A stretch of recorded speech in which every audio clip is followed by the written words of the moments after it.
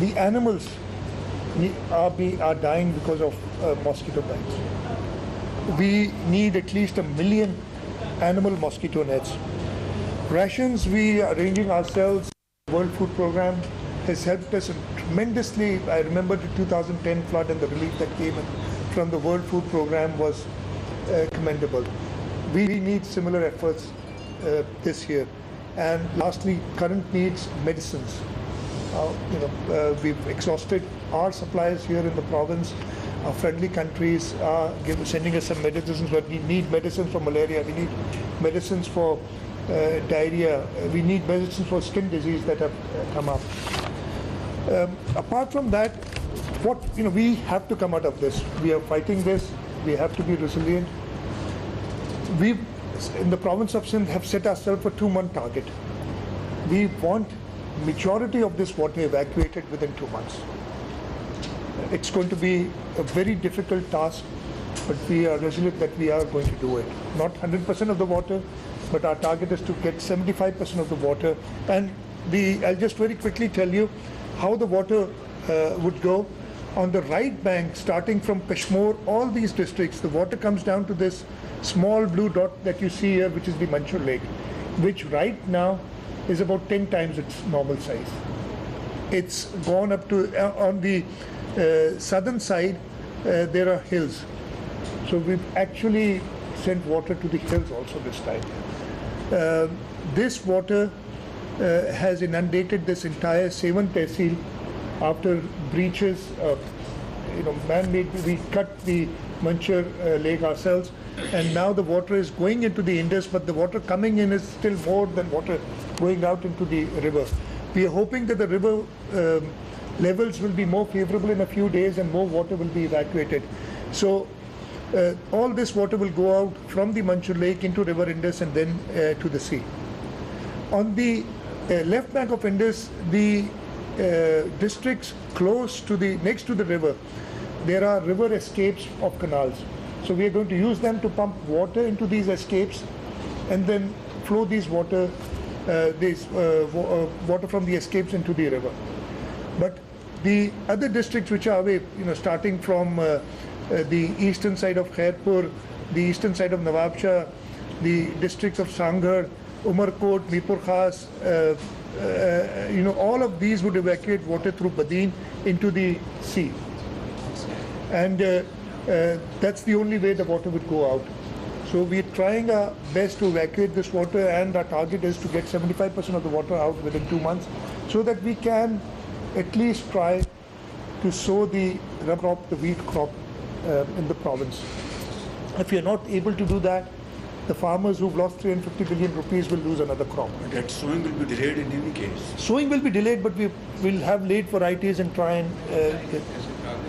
So when the water recedes, all the people displaced will go back to their houses immediately. They won't wait for the government to provide facilities, because they want to earn their living, they want to sow their land for the next crop. And we'll need again a large quantity of shelters, of tents, of tarpals, of some kind of temporary shelters. And this target that we've set ourselves is 2 months, and we estimate about 3 million more tents that we are going to need, or shelters, if I may, for the short term, just this 2 months. We need to support these farmers. Farmers in the province, or in Pakistan generally, and in the province of Sindh particularly, live from crop to crop. We take credit for our inputs, and we pay the creditors when we reap the crop. And we don't have anything to pay back the creditors. We don't have any money. The creditors will not give us more money. Even they are out of money. So we need to provide them support, and we feel that we need to provide them support for seed, we need to provide them support for fertilizer, we need to provide them support for tilling the land, to provide them fuel for their tractors if they have any remaining. And the estimate there is about 50 billion rupees would have to go immediately to the farming community just to sow the Rabi crop. Livestock support, the other source of income of the rural people is livestock. And though the damage is much larger, but we feel that immediately we need to import livestock from areas, from countries which have similar climates or similar breeds, so that we can give to these livestock farmers, and another 20 billion is required. Our irrigation network is devastated. The estimate for revival of the irrigation network, and this is a very preliminary estimate, is 195 billion rupees. We need to spend 30 billion rupees in the next 2 months to revive the system, to at least be able to sow the Rabi crop, just to that level. It's not a complete rehabilitation, just put it on a ventilator so that it survives and is able to give water to the Rabi crop. Similarly, the road network, the total amounts are much larger, but we need to spend about 15 billion rupees in the next 2 months to make the roads motorable. Right now, you cannot go from Sakkar to Karachi. There's only one route, and the normal driving time is about 6 to 7 hours. It may take you up to 24 hours right now to get to Karachi by taking some detours, and you'd probably need a 4x4 vehicle. You would not be able to go in a small car. The government buildings, especially the schools and hospitals that have been damaged, we need to restore them immediately. And we estimate an amount of about 5 billion rupees for that immediately. Karachi, I told you, though it does not have water, when you go there in the evening, Mr. Secretary, tonight you won't see water in Karachi, but it had 11 times of the normal rain. The infrastructure is, and you would probably see that, is completely damaged. And we would need right now, in order to revive the infrastructure, and again this 2-month target, about 10 billion rupees. Then we have a medium-term target for 1 year. We need to make houses for these people. Again, at a cost of 300,000 rupees per house, we are estimating 900 billion rupees to make these houses. And they need a support. The provincial government, the federal government, and we're requesting the international agencies will have to come for the support. This is not their doing, they're suffering because of others. As I said, irrigation network, we expect to spend another 165 billion rupees just to revive it to where it was on the 1st of July 2022. The road networks, to revive it again, to bring it to where it was on the 1st of July 2022, we need 45 billion, another 10 billion for government buildings, and the Karachi infrastructure, 10 billion we need immediately, and another 60 billion we estimate in the next year to make it livable, if I may. And I'll just try and end quickly. Ultimately, we need to upgrade our irrigation and drainage infrastructure. We cannot withstand these. We were not built for 10 times the rain. I don't think we'd be able to build the infrastructure for 10 times the rain, but at least we can endeavor to drain out the water quicker than what it takes now. This is a very rough estimate. We need 1 trillion rupees to upgrade the irrigation infrastructure, raise the dikes. The flood protection bund, which protects us from the hill torrents, was breached at 5 or 6 places, and we raised it after 2010 by 5 feet or 6 feet, but it breached at 6 places. So we need to strengthen that. The river dikes need to be strengthened. This year we did not have. We had just a heavy flood, not a super flood. We had 600,000 cusics at Guddu Barrage roughly. We've experienced up to 1.1 million cusics. The average flow at Guddu Barrage is about 400,000 cusics.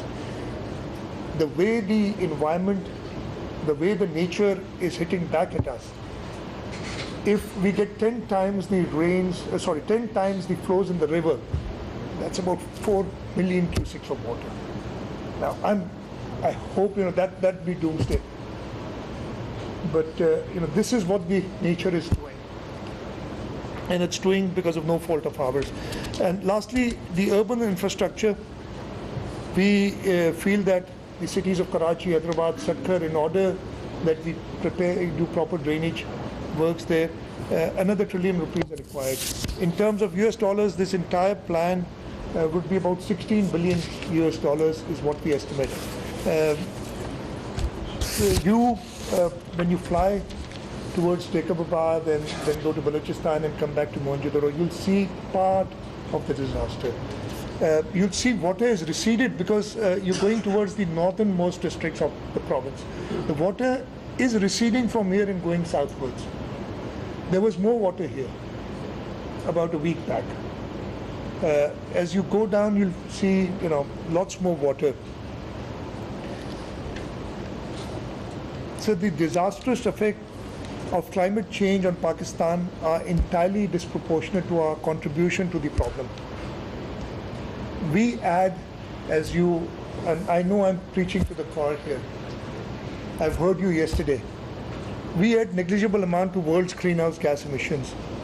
Yet we bear the brunt of the devastating effects. It's only fair that we look to the world in the wake of the disaster that has befallen us. While I humbly phrase this as an appeal, it is in fact what we are owed by the developed world. Pakistan needs help. This battle cannot be ours alone. We look towards you, Mr. Secretary General, to help bring the world to us. Today, we look to you to help us to provide relief. Tomorrow, we need to rebuild. We look towards you to help us build structures that adapt to this climate change. We hope to build homes that allow the residents to live without fear of being washed away, and infrastructure that can withstand the fury of melting glaciers, torrential rains, and raging rivers. We also look to the world for helping in constructing drainage capable of handling such unprecedented amount of water as we are seeing today. We need to make international laws that restrict and prohibit developed countries from pursuing policies which result in catastrophic consequences for the less developed. We need to promote a green agenda and a resilient policy. We look towards you, Mr. Secretary General, and the rest of the United Nations to ensure that no other country suffers the way Pakistan is suffering today. Thank you very much.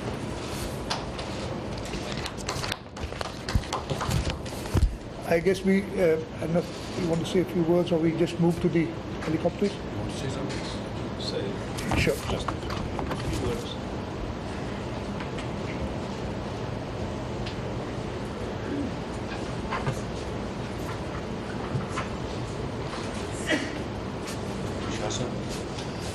Honorable Prime Minister, Honorable Chief Minister, Excellencies, ladies and gentlemen, all protocol observed. It is difficult not to feel deeply moved when we hear such a detailed description of tragedy, of the loss of life, of the destruction, of the loss of property, of the loss of livelihoods. But listening to you, I see that there is no loss of hope. But that hope to materialize needs the international community to recognize three basic facts. First, as you said, humanity has been waging war on nature, and nature strikes back. But nature strikes back in sins, but it was not sin that has made the emissions of greenhouse gases that have accelerated climate change so dramatically. So there is a very unfair situation in relation to the level of destruction that we are seeing here in Sindh. And so it is essential for the international community to understand three things, and obviously developed countries have an absolutely key role to play in the international financial institutions joining them. First is that Pakistan, including Sindh, needs today massive financial support to overcome this crisis. And I've been saying, and you repeated it, this is not a matter of generosity, it's a matter of justice. Second, we need to stop the madness with which we are treating nature. According to the scientific community, we need to reduce emissions by 45% until 2030. I'm not talking about the end of the century. I'm not talking about 2050. I'm talking about now. Now is the time to reduce emissions. And this will be essential in the discussions in Cairo of the COP. But the fact is that we are already living in a world where climate change is acting in such a devastating way. So there must be massive support to what usually is called adaptation, which means to build resilient infrastructure and to support resilient communities and to create conditions for those that are in the hot spots of climate change. And Pakistan is one of the 15 hot spots of climate change. For those countries to be able to prepare for the next disaster and to be able to resist the next disaster. And this needs a huge investment, and this investment needs to be provided. That's why we are asking for a strong increase in the financing of adaptation, of resilient infrastructure. And at the same time, there has not yet until now been a serious discussion. Cairo will, for the first time, create the conditions for a serious discussion on loss and damage. And then I would like to say that what the UN is doing in Pakistan is a drop in the ocean of what is needed. We are perfectly aware of how limited is our capacity and our resources. But one thing you can be absolutely sure, we are in total solidarity with the Pakistani people. We will do everything we can, not only to use our limited capacities, but to raise awareness and to request those that have the capacity to support Pakistan to request that they do it. They do it now, they do it massively, and they do it also looking into the preparation of this country to face future challenges, to be able to protect their population when those future challenges are coming. Our commitment, our very strong and emotional solidarity is something you can count on. Thank you very much. Thank you.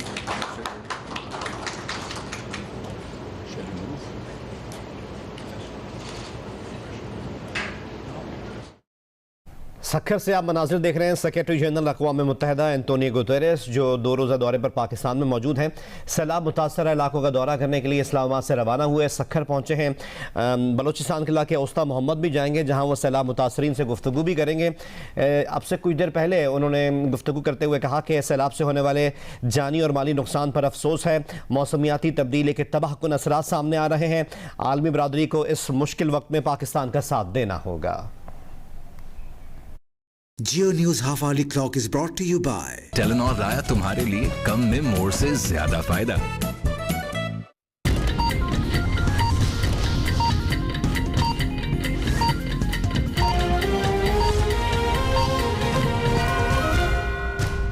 Online photographer कौन बुलाता है, थोड़ी मेहनत ही कर लेते। आप तुम ये मत कहना कि तुम फोटोग्राफर हो। सर नहीं। टेलेनॉर लाया तुम्हारे लिए कम में मोर से ज्यादा फायदा।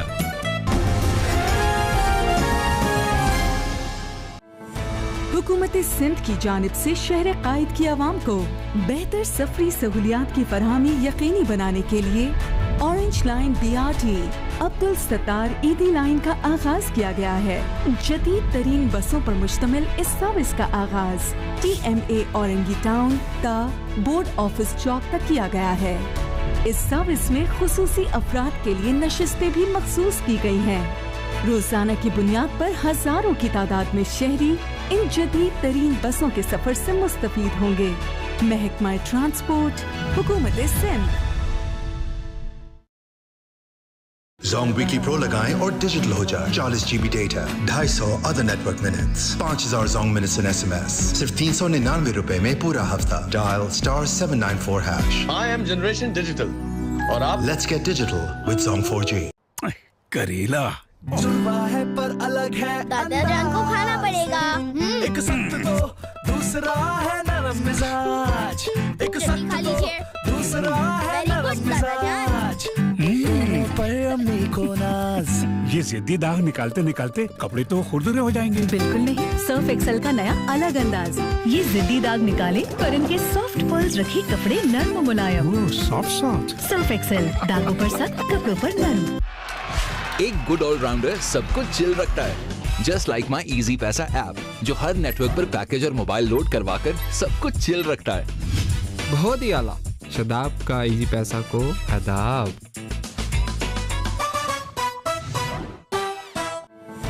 हुकूमत सिंध की जानिब से शहर कायद की आवाम को बेहतर सफरी सहूलियात की फरहमी यकीनी बनाने के लिए orange line BRT Abdul Sattar ईदी लाइन का आगाज किया गया है। जदीद तरीन बसों पर मुश्तमिल इस सर्विस का आगाज TMA औरंगी टाउन ता बोर्ड ऑफिस चौक तक किया गया है। इस सर्विस में खुसूसी अफराद के लिए नशिस्तें भी मखसूस की गई हैं। रोजाना की बुनियाद पर हजारों की तादाद में शहरी इन जदीद तरीन बसों के सफर से मुस्तफीद होंगे। महकमा ट्रांसपोर्ट, हुकूमत सिंध। आपका फेवरेट सनसिल्क शैम्पू अब हुआ और भी बेहतर। इसमें है विटामिन्स, ऑयल्स एंड प्रोटीन्स का सुपर मिक्स।